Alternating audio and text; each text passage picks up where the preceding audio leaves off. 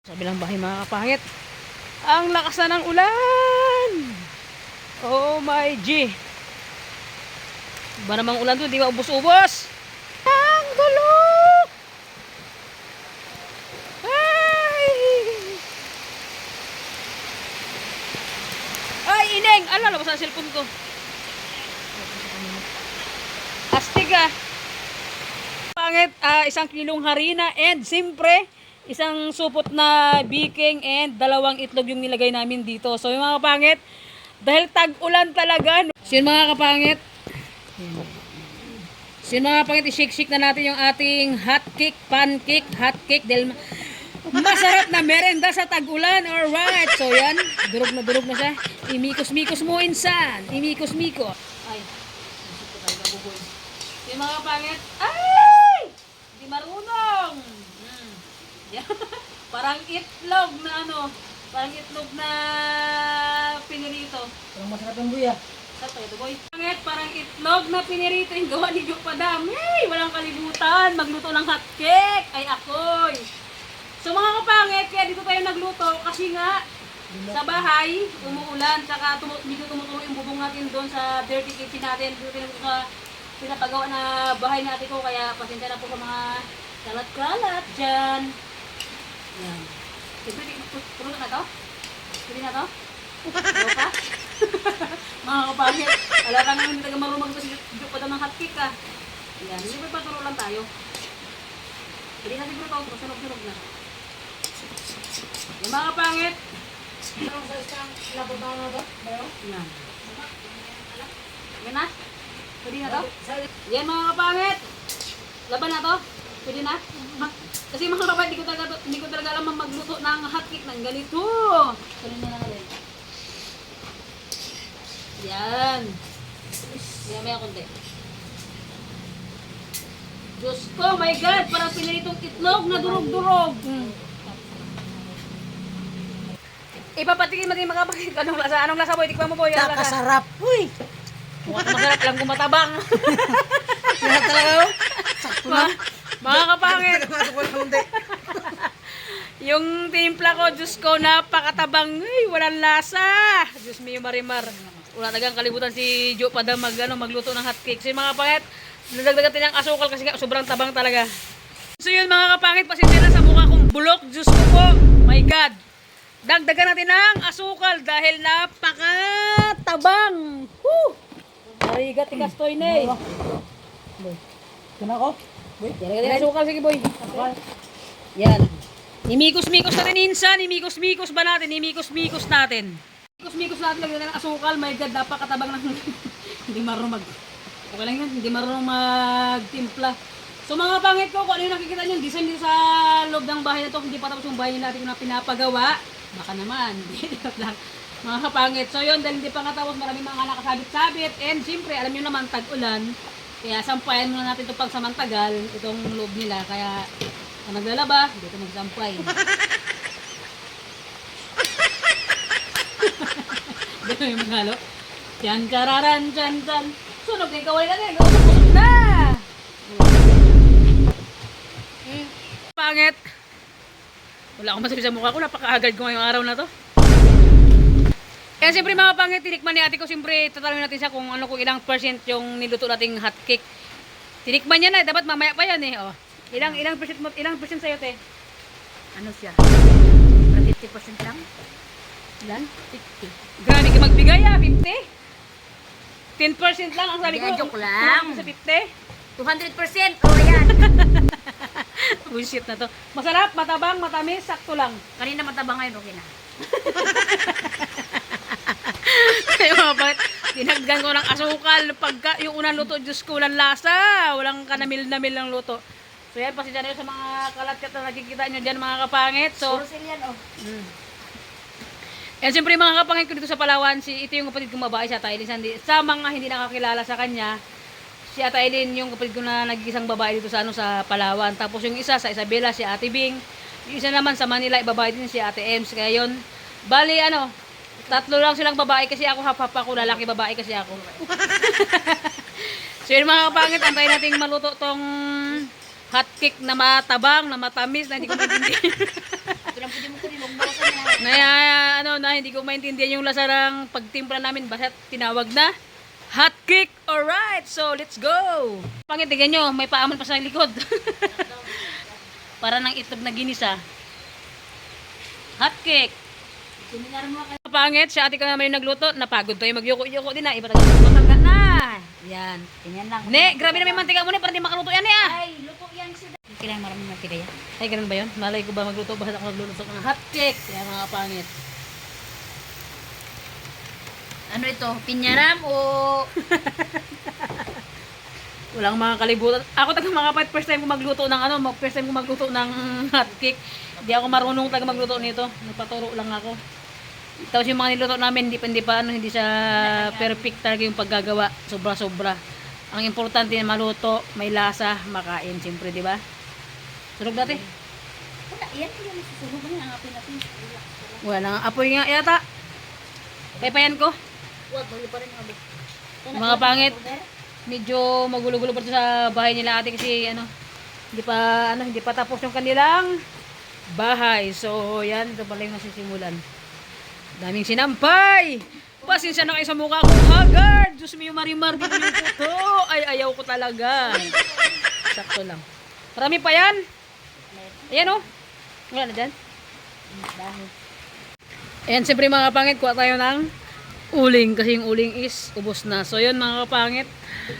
Grabe yung ulan. Hindi ko alam kung kami lang yung hindi ko alam kung kami lang yung nakakaranas ng tag-ulan sa Palawan o sa ibang lugar. Kasi mag 3 weeks ng 3 weeks or 2 weeks na yata ang ulan unti no.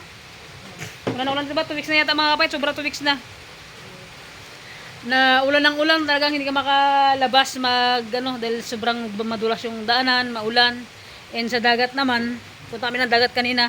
Sobrang malakas yung alon mga kapangit. And dito ngayon sa amin sa Palawan, kahit sa lang mabili na isda dahil nga napakalakas ng maalon and ulan ng ulan mga kapangit.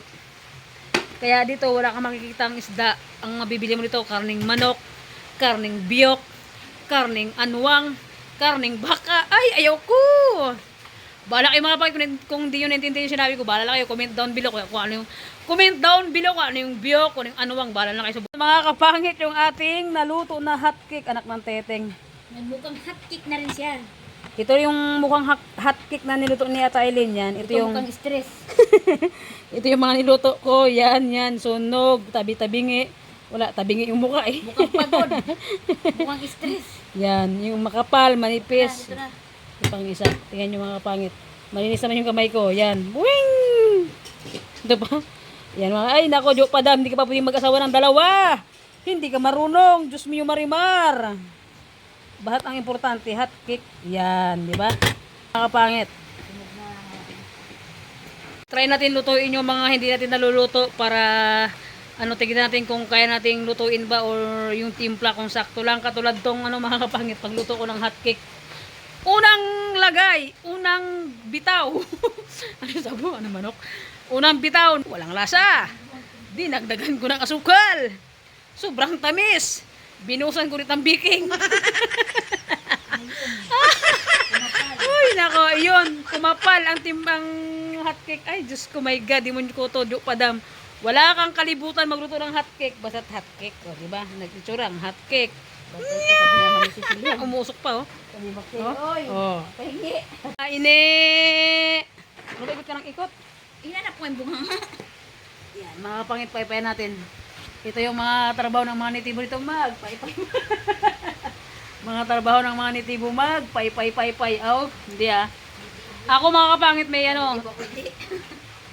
ay, hindi ko dinideny. Ako taga may dugo ako na nitibo. Si papa ko si half siya, half Muslim, half nitibo, half Ilocano, half Bisaya. Ay, lahat na. Half ko yun eh. Hindi, charot mga kapangit. Totoo mga kapangit, ako talaga may dugo ako na na nitibo. Kasi si Irpat ko nga half kasi siya half Muslim, half nitibo. Tapos si mama ko naman Bags, para nitibong bagets ba? at yung nanay ko naman sa hindi nakakaalam, si Maring Dinday, alright.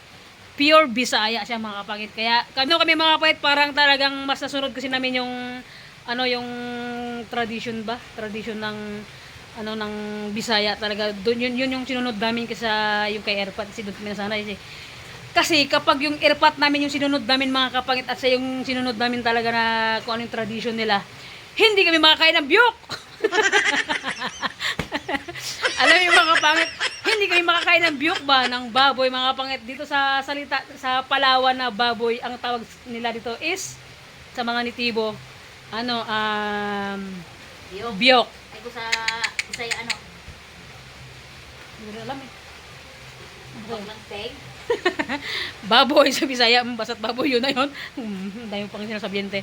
So yun mga kapangit, di ba? Yun, siyempre mga kapangit, kwentuhan ko na lang kayo kasi nga, hindi ko rindas pa ako, muntik pa nabasag yung itlog na dala-dala ko. Kung may nagbibideo kayo na sayang, nakunan sana pero walang nagbibideo. Kaya yung itlog, hindi, buti na lang, hindi nabasag. Kung nabasag, wala tayong pangalo sa, ano, sa hot cake natin mga kapangit. Muntik ka na dusmuan! Di ba? Ito yung ating merinda mga kapangit sa tag-ulan na panahon. Nagluto tayo ng hotcake. Parang napapasin ko kaya napakutayo ng tayo dito Umupo ka. Para bawal sa'yo. Yan. Bahala kayo magtingin ng kalat sa bahay ni ate ko dahil hindi Pasko pa na nga kasi tapos. kaya marami nakasabit-sabit. Yeah! Mukha kang lambing. Magadong-adong muna kita. Di mo. And so yun mga kapangit, kunting oras na lang ay maluluto na yung ating ano tawag niyan? Hot cake mga kapangit. Ang mga kapangit, ang oras dito ay alas 3 pa lang ng hapon. Pero tignan nyo naman yung panahon. Pakita ko sa inyo. Wait lang. Para maniwala kayo na talagang hindi maganda ang panahon dito sa Palawan. Hindi ko alam kung Palawan lang ba yung nakakaranas ng ganitong panahon ngayon kasi sobrang makulimlim Yung mga pangit yan. Sobrang makulimlim yung panahon. Alas 3 pa lang dito. So yun. Kaya kami nagluto ng, ng hot cake mga pangit. Pang merienda na rin namin nila ate ko.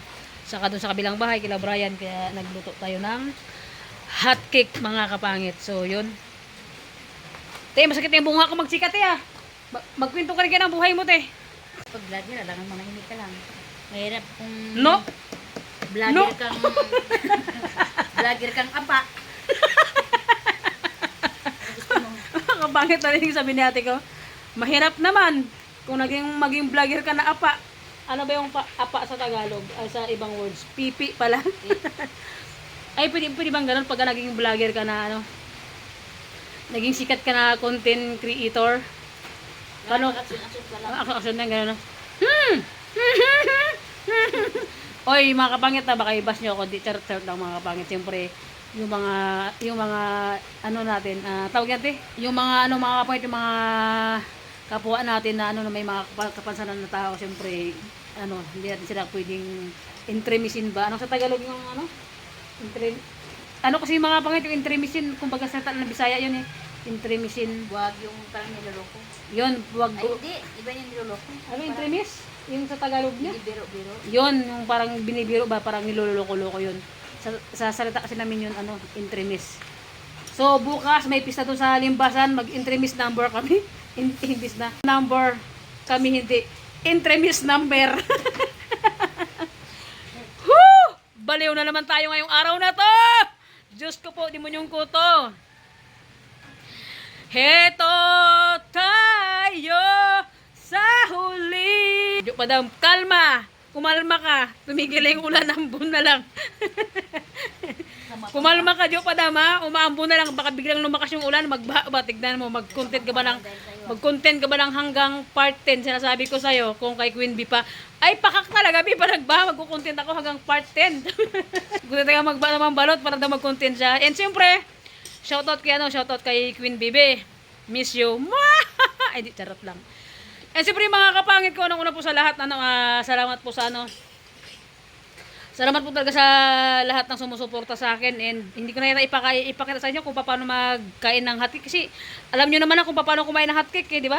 Isusubo lang naman yan, iinom ng kape or tubig or coke. Pero kami ngayon mga kapangit, magkakape kami kasi nga hindi maganda yung panahon at masama ang panahon ngayon. And siyempre mga kapangit ko,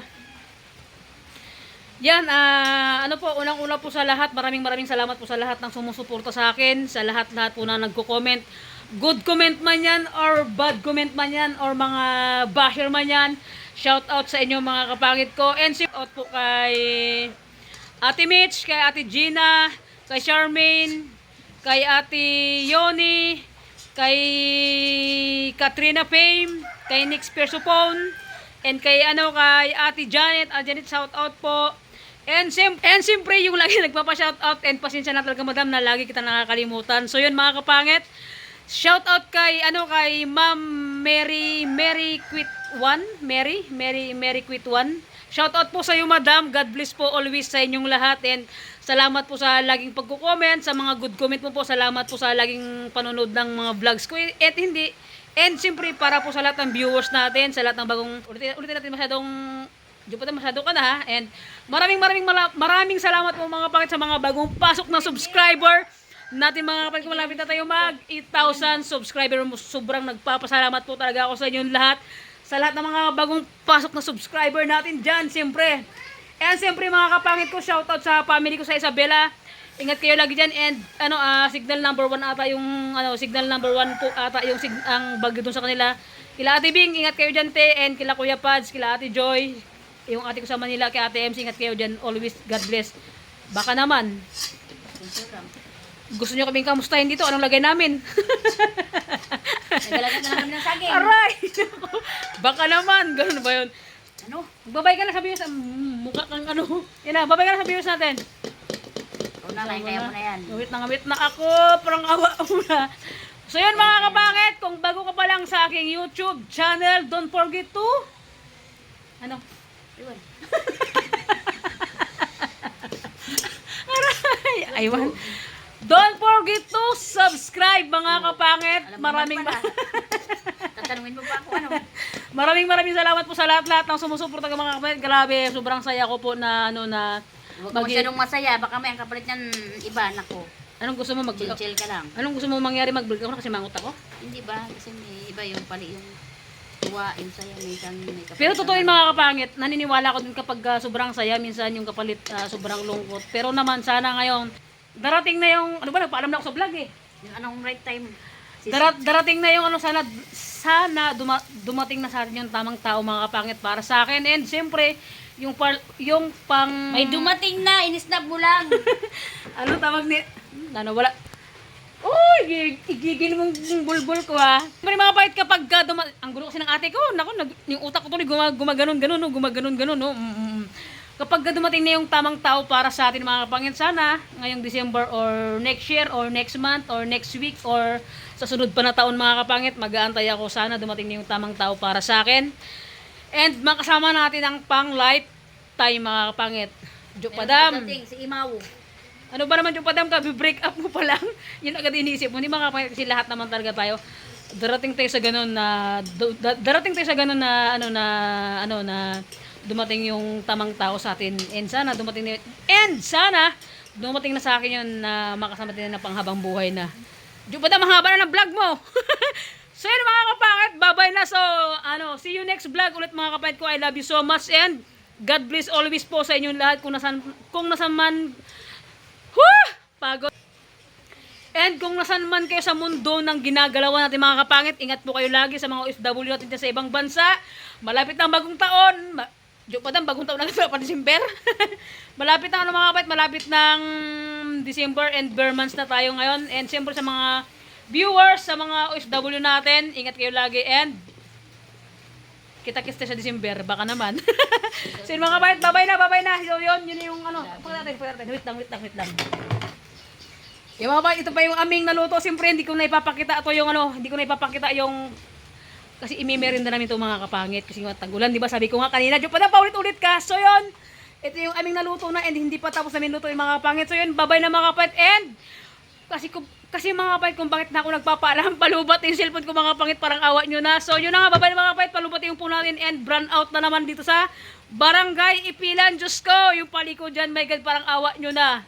Ang layo pa ng Christmas, patay hindi na yung ilaw natin dito ha. Sinasabi ko sa inyo, sasabot yung bulbul nyo. Bye-bye mga kapangit, see you next vlog.